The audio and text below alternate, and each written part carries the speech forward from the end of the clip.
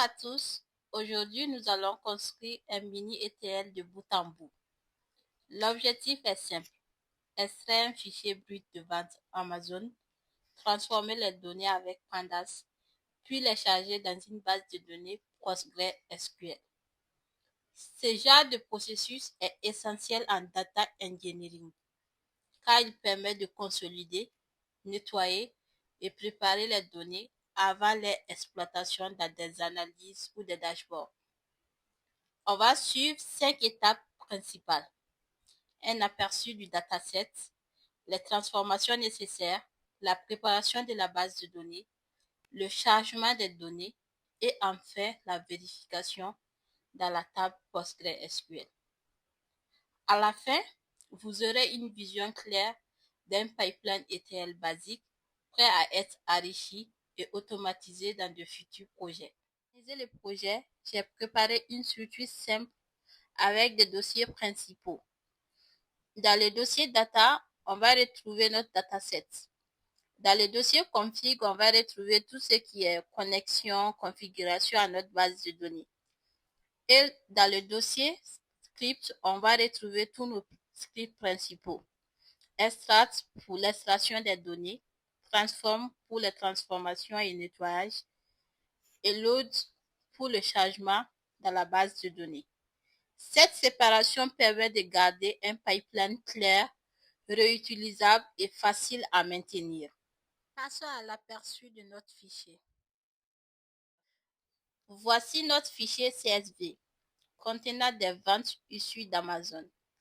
On retrouve plusieurs colonnes, le nom du produit, sa catégorie, les prix initial et remisés, le pourcentage de réduction, les notes laissées par les utilisateurs, ainsi que les informations sur les avis et les utilisateurs.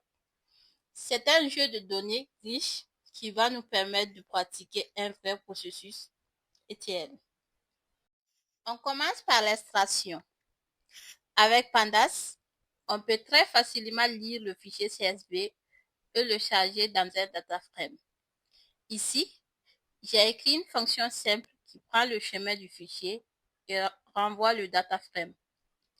En exécutant la fonction, on obtient un aperçu avec les premières lignes du dataset. Voilà, on a extrait nos données brutes et on peut passer maintenant à la transformation. Avant de s'attaquer à l'étape de la transformation, voyons un peu à quoi ressemblent nos données. Par exemple, on voit que la colonne Discount Price et Actual Price contient des caractères spéciaux. Ensuite, vérifions si notre dataset contient des valeurs manquantes ou des valeurs nulles avec la fonction comme isNat ou isNull de Pandas.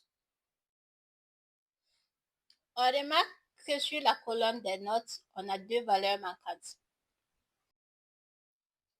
Maintenant qu'on sait ce qui ne va pas sur notre dataset, passons maintenant à l'étape de la transformation. On va nettoyer les 3 colonnes qui contiennent des caractères spéciaux et les convertir en float. On convertit également la colonne des notes sous forme numérique.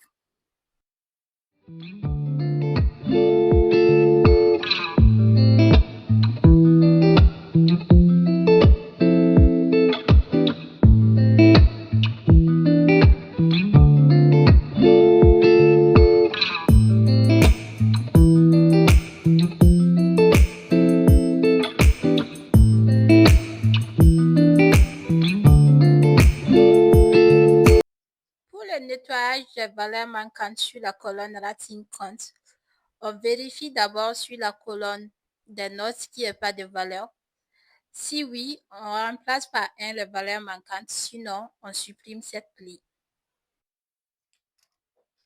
On peut par la suite supprimer le séparateur sur cette colonne, puis faire une conversion en init.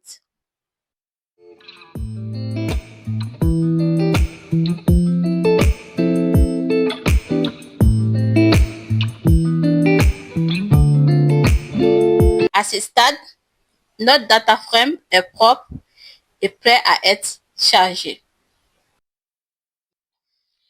Dernière étape, le chargement. Ici, on se connecte à une base de données Postgre locale grâce à SQL Alchemy et on envoie notre data frame Pandas directement dans une table appelée sol. On va exécuter notre script main qui va lire notre fichier CSV, transformer nos données, puis charger dans la base de données Postgre.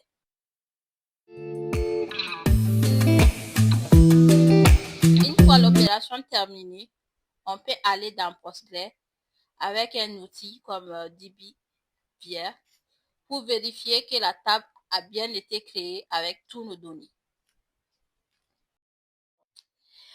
Et voilà, on vient de mettre en place un pipeline ETL complet, extraction depuis un fichier CSV, transformation avec Pandas et chargement dans la base Postgre.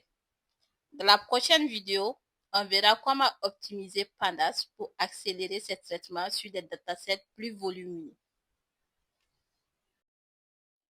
N'oubliez pas de liker la vidéo et de vous abonner pour ne pas manquer la suite.